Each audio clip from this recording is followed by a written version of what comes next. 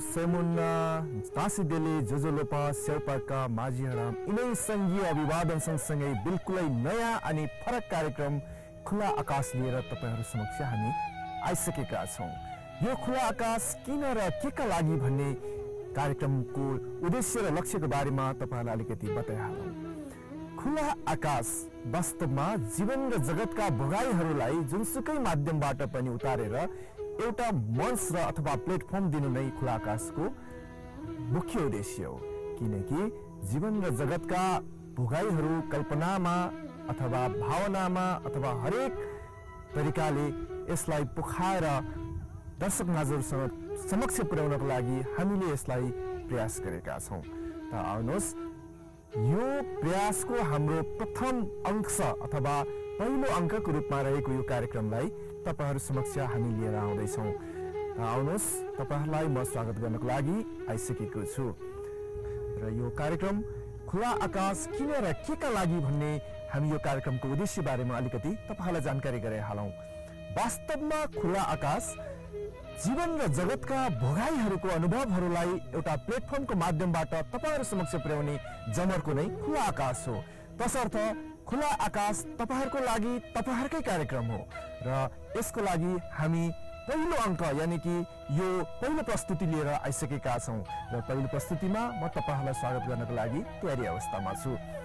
एनएसडीडी स्टुडियोबाट प्रसारण हुने कार्यक्रम खुला आकाशको यो पहिलो अङ्क अथवा एनएसडीडी को लाइभको यो पहिलो अङ्क हेर्नुहुने तमाम देश विदेशका आदरणीय दर्शकवृन्दहरूलाई स्वागत गर्दै म नवीन स्वाङ सङ्मी र यस कार्यक्रमलाई प्राविधिक रूपमा साथ दिँदै हुनुहुन्छ एनएसडीडी स्टुडियोका प्रबन्धक तथा सञ्चालक र यस कार्यक्रमका निर्देशक देवमान तुम्बाम्पेज्यू र साथमा प्राविधिक रूपमा साथ दिँदै हुनुहुन्छ सुभाषजीले पनि।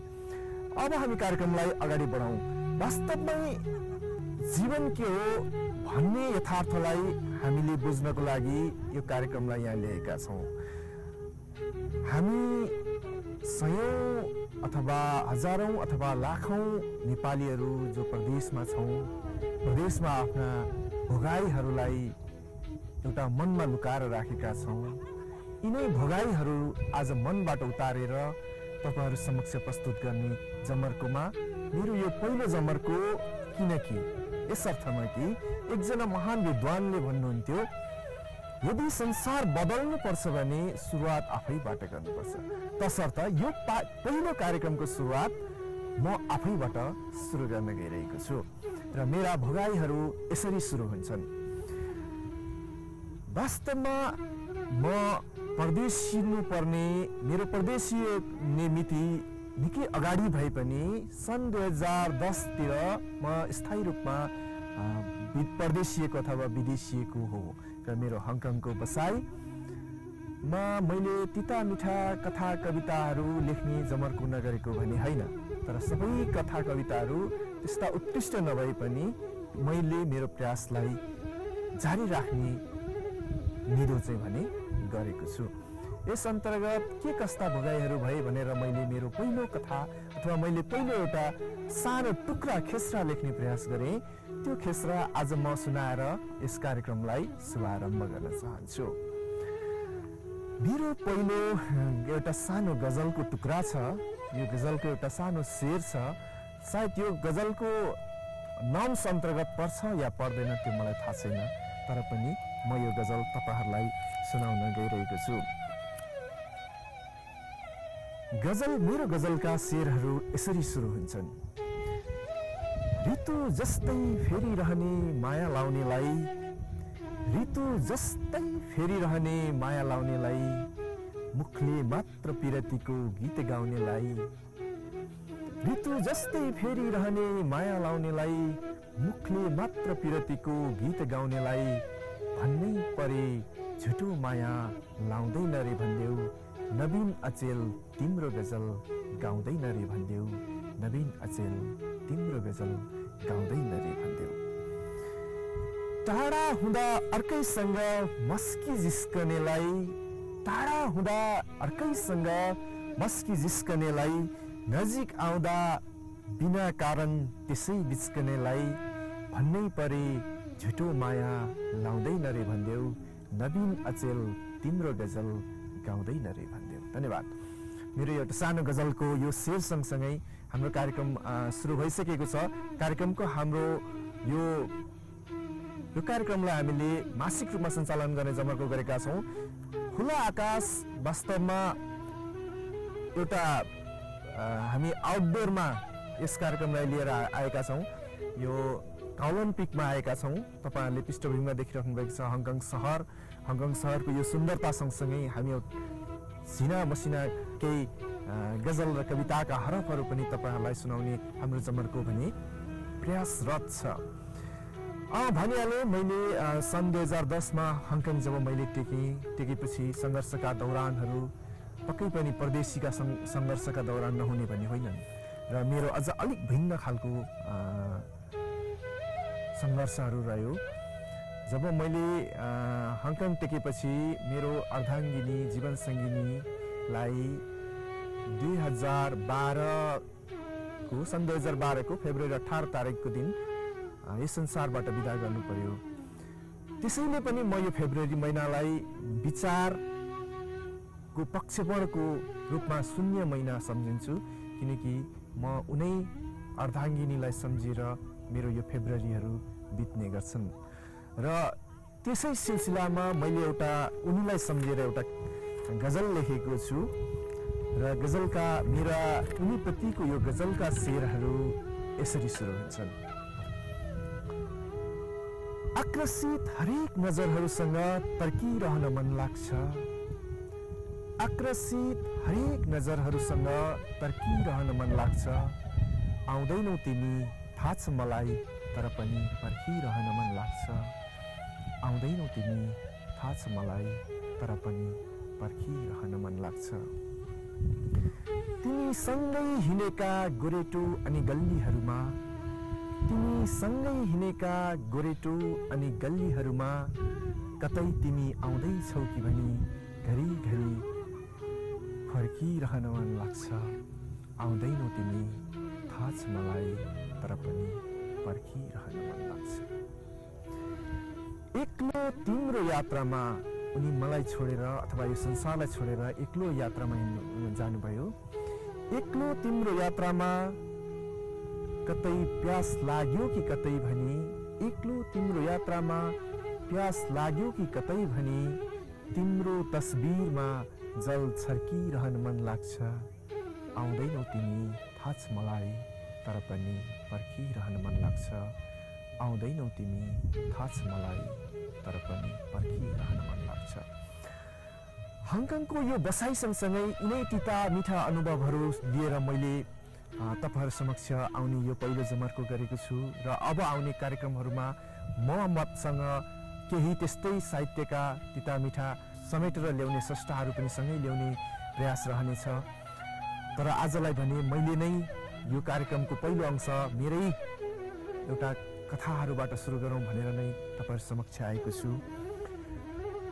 हजुर, हङकङमा यसरी बस्दै जाँदा गर्दै जाँदा सुन्ने र सुनाउने क्रममा मैले पनि केही सङ्घर्षका कथाहरू समेटेको छु र यिनै सङ्घर्षका कथाहरू सँगसँगै हङकङमा तपाईँहरूलाई थाहा छ लगभग 30,000 नेपालीहरू बसोबास गर्नुहुन्छ।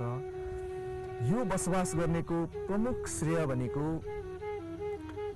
विगतमा हाम्रा बाजे बुवाहरूले जुन ब्रिटिस आर्मीमा कर्म गर्दै जाँदा हङकङमा आफ्नो कर्मथलो बनाएर आफ्नो सर्भिस गर्दै जाँदाखेरि यहाँ जन्मिनुहुने सम्पूर्ण महानुभावहरूलाई व्यक्ति र व्यक्तित्वहरूलाई चाहिँ यहाँ हङकङ सरकारले स्वागत गरेको कारणले अथवा यहाँ हामीलाई भिसा अथवा आइडी दिएको कारणले उहाँहरू आउनुभयो र उहाँहरू पश्चात हामी पनि स्पोन्सरको रूपमा हामी पनि आयौँ र सँगसँगै यहाँ केही नेपालीहरू भएको डोमेस्टिक हेल्परको रूपमा आउनुभएको छ, कोही रेफ्युजीको रूपमा पनि हुनुहुन्छ। यी सबैको साझा समस्या भने हङकङमा छ र यिनै समस्याहरू सँगसँगै पौठेजोरी खेल्दै हामी अगाडि बढिरहेको छौँ र यो बढिरहने क्रम कहिलेसम्म रहन्छ त्यो भने विगतले नै अथवा भविष्यले नै बताउनेछ। अहिलेलाई भने म तपाईँहरूलाई फेरि एउटा सानो गजल कविताको एउटा टुक्रा लिएर आइसकेको छु। मलाई लाग्छ जीवनको आरोह अवरोहहरूमा जब मैले बिपीलाई चिने, विश्वेश्वर प्रसाद कोइरालालाई चिने, उहाँको राजनीतिक जीवनभन्दा पनि मलाई अलिकति मलाई प्रेरणा चाहिँ भन्ने उहाँको साहित्यबाट लाग्यो। किनभने उहाँको साहित्यमा जुन एउटा यौनिकता पाइन्छ त्यो विशेष यौनिकताको रूपमा मैले बुझेको छु। र बिपीले प्रतिपादन गर्नुभएको सिद्धान्त अनि मेरो सङ्घर्षका कथाहरू अनि म जस्ता लाखौँ लाख नेपालीहरूको विदेशिएका कथाहरू अनि लक्ष्मीप्रसाद देवकोटाले लेख्नुभएको मुना मदनमा मदनले परदेशिएका कथाहरू, यिनै तीनटा कुराहरूको सम्मिश्र त्रिकोणात्मक कविता लिएर म आइसकेको छु।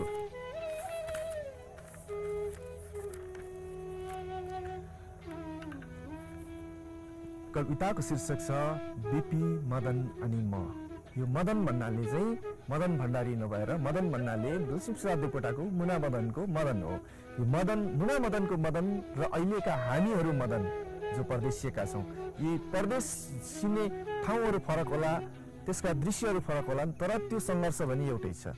त्यसकारण यिनै सङ्घर्षहरूलाई समेटेर एउटा कविता बनाएको छु। मेरो कविता यसरी सुरु हुन्छ। बिपी, दमन विरुद्ध वर्षौं लड्यौ होला, बिपी, दमन विरुद्ध वर्षौं लड्यौ होला, थोरै समय फुर्सद हुँदा मुना मदन त पढ्यौ होला, म पनि एउटा मदन।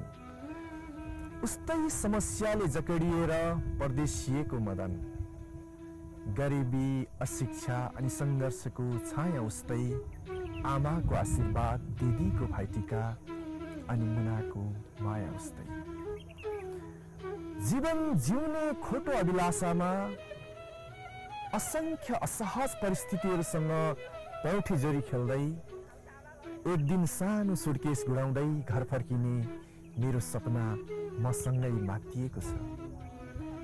कतै आफै काठको बाकसमा थुनिएर पो फर्किनु पर्ने हो कि यो मेरो मन त्यसै आत्तिएको छ। उहिले मदन भोट जाँदा बाटामा दयालु भोटे भेटिन्थे, उहिले मदन भोट जाँदा बाटामा दयालु भोटे भेटिन्थे, तर अहिले त एयरपोर्टमा लुट्न खोज्ने मोटे पो भेटिन्छन्। दर्शकबिन, मैले यो मोटे भन्ने शब्द सबै मोटो मान्छेहरूलाई भनेको होइन, जसले चाहिँ हामीलाई दुःख दिएर मोटाइरहेका छन् उनीहरूलाई भन्न खोजेको हो। पहिले मदन भोट जाँदा बाटोमा दयालु भोटे भेटिन्थे, अहिले त एयरपोर्टमा लुट्न खोज्ने मोटे पो भेटिन्छन्। पहिला मदनले भोटेलाई सुन दिँदा चाहिन्न भन्थे, अहिले त सुन लान पाइन्न पो भन्छन्। हैट, कर्मचारी र कर्मचारीको विरोध गर्न हुन्न रे।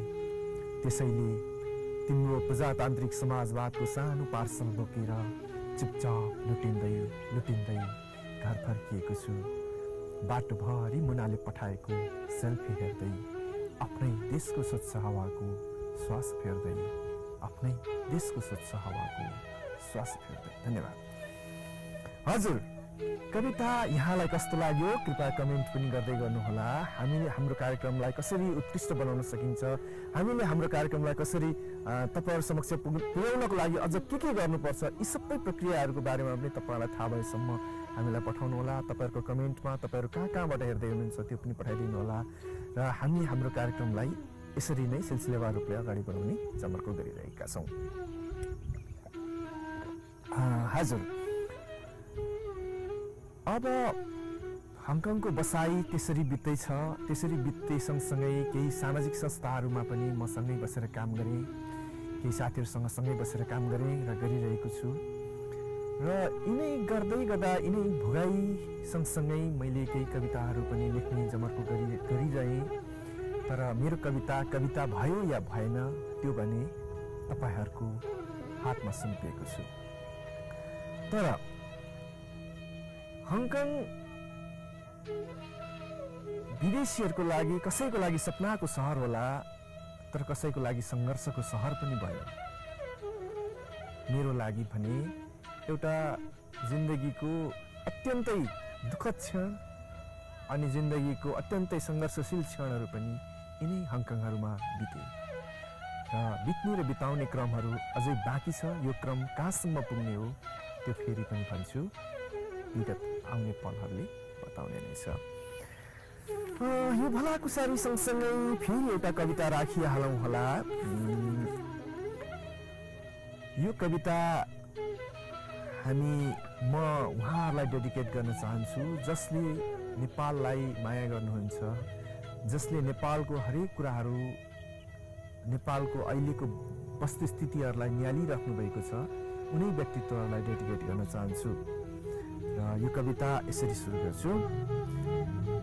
अनिर्णयको 10 गजामा उभिएर समर्थन र विरोधको विरोधाभास बीच निरुत्तर र बेशब्द मन तिम्रो निर्णयको प्रतीक्षामा अधैर्य बनेको छ।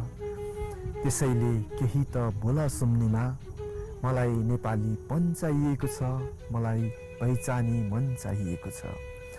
यो समूलपन र मनहरूलाई कसरी समेट्न सकिन्छ, यो एकताको निर्णय चाहिएको छ। पहिचान र अस्तित्व खोज्ने हातहरूलाई, नेपाली फुट्नुहुन्न भन्ने बातहरूलाई, पहिचान र अस्तित्व खोज्ने हातहरूलाई, नेपाली फुट्नुहुन्न भन्ने बातहरूलाई अब तेस्रो किनारबाट सम्बोधन गर्नु छ। अनि एउटै पर्खालको घेराभित्र मन्दिर, मस्जिद र माङ्हिम बनाउने मेरो यो अभियानलाई तिम्रो निर्णयको आर्किटेक्ट चाहिएको छ। त्यसैले केही त बोला सुन्नीमा, प्लिज केही त बोला सुन्नीमा, किनकि बेला अर्किँदै गइरहेको छ, व्यथा सर्किँदै गइरहेको छ। धन्यवाद हजुर। कविता जस्तो भयो भएन त्यो चाहिँ भने फेरि तपाईँहरूलाई छाड्दै म हङकङको बसाइको यो पीडाहरूलाई उतार्ने क्रम, तपाईँहरू समक्ष प्रस्तुत गर्ने क्रम जारी नै छ।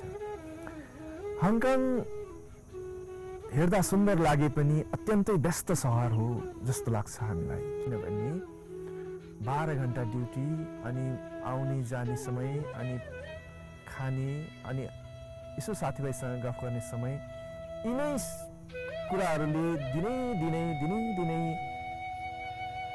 आइरहँदाखेरि हामीलाई लाग्छ जीवन एउटा मेसिन हो, यो चलिरहेको छ, निरन्तर चलिरहेको छ। तर हङकङ एउटा यस्तो सहर पनि हो जसले विश्वलाई एउटा व्यावसायिक शिक्षा पनि दिइरहेको छ। हङकङ एउटा यस्तो सहर हो जसले राज्यको उपस्थितिलाई हेर्ने हो भने, साँच्चै हेर्ने हो भने विश्वका धेरै राम्रा धेरै सुन्दर राज्य अनि सहरहरूका उपस्थितिभन्दा दर्विलो उपस्थितिको रूपमा लिन्छ। किनकि हामीले भर्खरै देखेका छौँ एउटा हाम्रो नेपालीहरूको अत्यन्तै घना बसोबास गर्ने क्षेत्रलाई राज्यले एउटा कोरोनाको कहरलाई निरूपण गर्नको लागि एउटा लकडाउनको जुन व्यवस्था गरेको थियो, त्यो व्यवस्थाबाट पनि हामीले यसरी बुझ्न सकिन्छ कि राज्यले जनतालाई कतिसम्म सेवा दिन सक्दो रहेछ भन्ने कुरा हामीले त्यहाँ पनि पढेका थियौँ, देखेका थियौँ अथवा बुझेका थियौँ। र यो देख्ने, पढ्ने र बुझ्ने क्रम जारी रहेको छ। अहिलेलाई भने अलिकति फेरि एउटा कविताको एउटा छोटो अंश सुरु गर्छु। मलाई यो अंश, यो कार्यक्रम प्रस्तुत गर्नको लागि हामीले समय एकदम छोटो भयो, छोटो निर्णयमा हामी कार्यक्रमको लागि आइपुगेका छौँ। त्यसले गर्दाखेरि मैले कविताको एउटा पूर्ण अंश ल्याउन सकिनँ। छोटो अंश म तपाईँहरूलाई सुनाउन गइरहेको छु। एउटा पहिचानी कविता हो, पहिचानसँग सम्बन्धित कविता हो र यो कविता तपाईँहरूलाई म सुनाउन गइरहेको छु। कविताको अन्तिम अंश मात्रै सुनाउँछु, कृपया यहाँलाई माफी माग्दै। जब पैँयु फुल्छ लिम्बुवानी आकाश खुल्छ, जब पैँयु फुल्छ लिम्बुवानी आकाश खुल्छ, त्यसपछि त हौ सुम्निमा माथि मेन्स्याप्नुन याप्नी डाँडामा, तिमी थुन्चे भरि बैंस बोकेर आउँदै गर्दा, तिमी थुन्चे भरि बैंस बोकेर आउँदै गर्दा, मेरो अलिकति रहेको बैंसलाई पनि त्यही मिसाउँदै, धान नाचौँला नि हौ यस्तो पालमसँगै। यो जीवन सधैँ तिम्रै भर हो, लिम्बुवान हाम्रो साझा घर हो। ए सुम्नी, मैले यो गाएको पालामको उत्तर कहाँ दिन्छौ कुन्नी? धन्यवाद। एउटा कविताको अन्तिम सानो अंश थियो। यो पहिचानी कविता केही पहिचानवादी स्रष्टाहरूको प्रेरणाका बावजुद पनि मैले लेखेको हो। यो कविताको यो अंशको लागि डेडिकेट गर्न चाहन्छु भूपेन्द्र चेम्जोङ कुम्ज्यू, जो यहाँ हङकङमा बसेर धेरै धेरै पहिचानी कविताहरू लेख्नुभएको छ र उहाँ हाम्रो याक्थुङ मुन्दुम प्रक्षेपण कार्यक्रमका प्रस्तुता पनि हुनुहुन्छ, जसलाई हामीले साप्ताहिक रूपमा प्रस्तुत गर्दै आइरहेको थियौँ र विगत कोरोनाका कारणले हामी केही कारणवश यो कार्यक्रम हाललाई स्थगित गरेका छौँ। अब भने कार्यक्रमको लगभग अन्तिमतिर हामी आइसकेका छौँ। केही गजलहरू, केही कविताहरू सुनाउन मन लाग्दै पनि तपाईँहरूसँग सुनाउनको लागि हामी अलिकति असमर्थ पनि रह्यौँ। सबै कविताहरू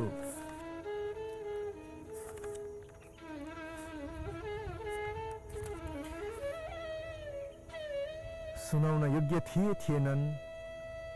कस्ता रहे यी सबै कुराहरू तपाईँहरूको कमेन्टबाट प्रतिक्रिया आउनेछ भन्ने म आशा गर्दै हाम्रो यो आजको यो सुटिङको कार्यक्रमको दौरानमा हामीलाई साथ दिनुहुने सम्पूर्ण युनिटका सम्पूर्ण साथीभाइहरूलाई पनि म विशेष धन्यवाद दिँदै आज हाम्रो हङकङमा चाहिँ यो चाइनिज न्यू इयर यानि कि चाइनिज नयाँ वर्ष लागेको अवस्था छ र यो चाइनिजहरूको आज हिजोदेखि होला सम्भवतः गोरु वर्षमा हामी प्रवेश गरिसकेका छौँ र यो शुभ अवसरमा सम्पूर्ण हङकङवासी तथा नेपालीहरू, हङकङवासी नेपालीहरूमा यो चाइनिज न्यू इयरको उपलक्ष्यमा कुङ्गे फाचुई समिन फाइलो सन्थाइ किन हो भन्दै म हार्दिक मङ्गलमय शुभकामना पनि व्यक्त गर्न चाहन्छु र जाँदै आउनै आँटेको सङ्घारमै आइसकेको